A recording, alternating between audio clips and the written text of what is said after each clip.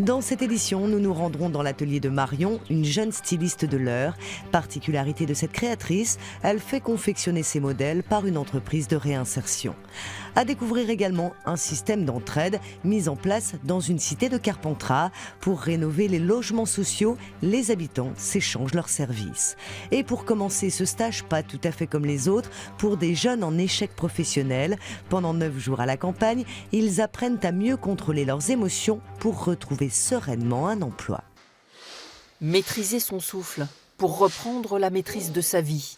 Ces 12 jeunes, venus de Seine-Saint-Denis, viennent de vivre 9 jours ensemble, guidés par 4 animateurs qui leur ont fait découvrir la méditation et le yoga, une petite révolution personnelle pour chacun d'entre eux.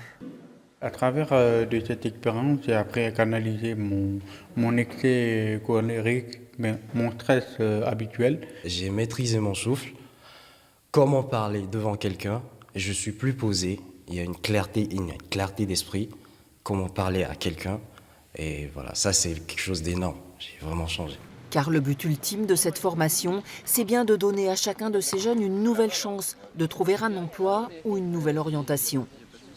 Là, on leur apporte des outils sur la base d'un esprit apaisé.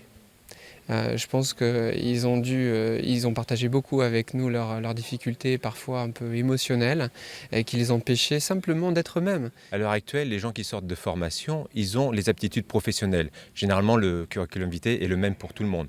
Maintenant, ce qui va faire la différence au niveau de l'emploi, c'est les aptitudes personnelles. Et ça, ni à l'école ni à la maison, on nous a appris à gérer nos émotions. J'ai appris beaucoup de choses que moi-même je ne savais pas. En fait, moi je suis quelqu'un qui est un peu nerveux, enfin pas un peu mais vraiment nerveux. Du coup maintenant j'arrive à gérer ma colère. Loin des cités et du métro, dans un décor de verdure et en compagnie d'autres locataires des lieux, ils ont appris à mieux se connaître et ont retrouvé une part de sérénité qu'ils comptent bien entretenir une fois rentrés. Ça m'a apporté beaucoup de choses. Je sais que je vais le reproduire chez moi le matin, mais je sais que je ne vais pas me lever comme mon prof M. Agral à 5h du matin pour le faire. Mais dès que je me lève, ce sera la première chose que je vais faire le matin. L'association Art de Vivre, à l'origine de ce projet pilote, espère bien convaincre du bien fondé de ces nouvelles façons d'aborder la réinsertion pour que d'autres jeunes comme ceux-là puissent à leur tour sortir de la spirale de l'échec. C'est un bel exemple d'entraide entre voisins. Dans une cité de Carpentras, un collectif a été créé pour rénover les logements. Chaque habitant met ses compétences et son savoir-faire au service des autres. L'opération est soutenue par le bailleur social et la Fondation de France. L'appartement était vraiment dans un état et c'est pour ça que franchement je suis contente, je vous remercie.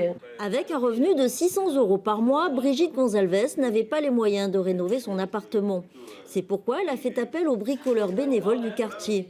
En échange, Brigitte s'investit auprès des jeunes. On m'a dit donc qu'il manque quelqu'un pour l'aide aux devoirs. Je dis il n'y a pas de souci, moi je suis dispo. Et voilà comment ça a commencé et je suis ravie parce que c'est très enrichissant. Les habitants s'entraident pour que chacun ait un logement décent et ça crée du lien social. Ils se connaissent, ils se côtoient, ils se mélangent, voilà, il y a des échanges. Les logements de cette famille ont déjà été considérablement améliorés. Les bricoleurs bénévoles embellissent aussi les espaces collectifs en installant des jardinières. Ils sont bien tenus en tout cas. Toutes les demandes sont gérées par un collectif de bienveillance composé de 10 locataires du quartier. Ces référents d'immeubles relaient les propositions.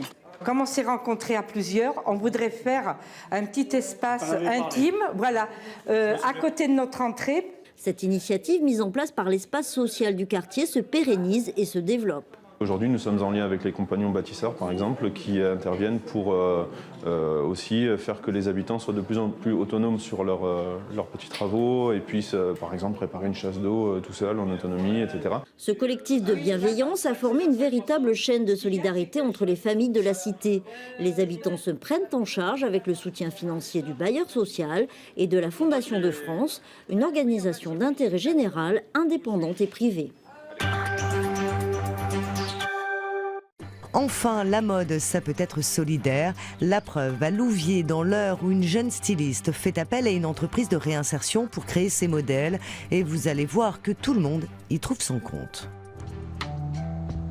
La boutique de prêt-à-porter féminin est installée dans le centre-ville depuis avril dernier. Styliste passionné de la mode, Marion s'est associée à sa mère. Dans son atelier qui jouxte le magasin, elle crée et conçoit les modèles. La collection automne-hiver est déjà bouclée. La marque des vêtements a un nom polynésien, Moe Moea, qui signifie « soit rêve ». On va mettre les étiquettes et puis ce sera bon. J'ai essayé de ne pas faire trop de noir parce que c'est vrai qu'on trouve souvent beaucoup de noir dans le commerce, donc voilà, c'est pour des personnes qui veulent trouver un petit peu de couleur pour cet hiver, des tissus un petit peu épais pour avoir chaud et voilà, le mélange de couleurs vives et un petit peu plus neutre. Plusieurs fois par semaine, Marion se rend à Biorel dans l'association Faire, une structure de réinsertion polyvalente, de repassage et de couture qui travaille notamment pour la styliste. On a fait quand même un essai d'une semaine et j'ai vu que tout ce qu'il me fallait était ici, au niveau des finitions, etc. Et elles peuvent faire entrer dans les délais, en fait, si vous voulez, pour que je puisse avoir mes produits en temps et en heure et alimenter, moi, le magasin. C'est valorisant et c'est du travail technique, donc ça leur donne des compétences qui pourront être transversales et utilisables dans leur avenir professionnel. Marion a décroché son diplôme de styliste en 2015 alors qu'elle a été formée au départ pour l'hôtellerie et la restauration.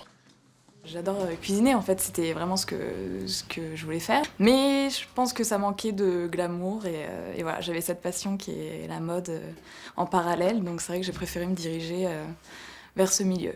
La première collection automne-hiver de Marion se décline sur 13 modèles de robes.